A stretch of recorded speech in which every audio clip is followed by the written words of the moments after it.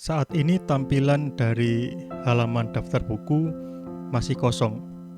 Kita ingin dia menampilkan daftar buku yang berisi judul beserta penulisnya dalam jumlah yang banyak.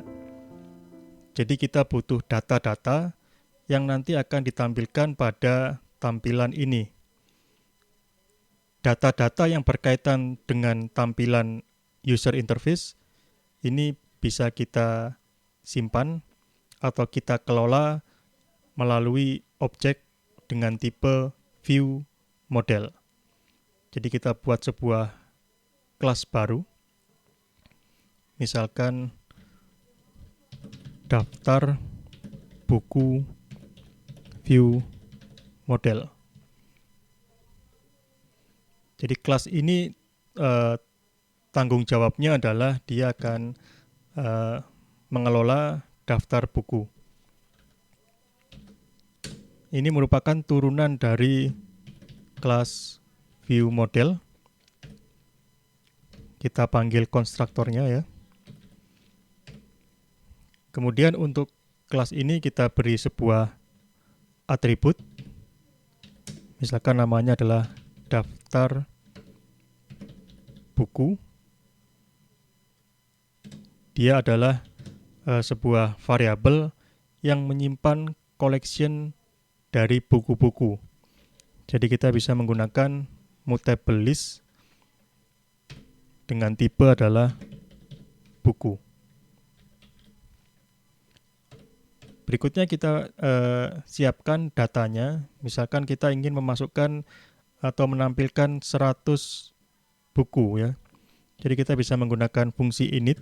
Jadi ketika nanti view modelnya ini diinstansiasi, maka dia otomatis akan menjalankan fungsi init ini. Jadi kita isikan ya. For misalkan i in 1 until 100 ya. Jadi kita ingin menampilkan 100 judul buku ya. File buku sama dengan buku, ini adalah objek bukunya.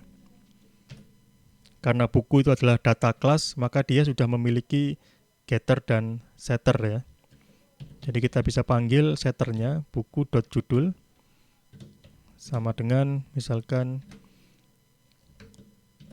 judul buku nomor i ya, sesuai dengan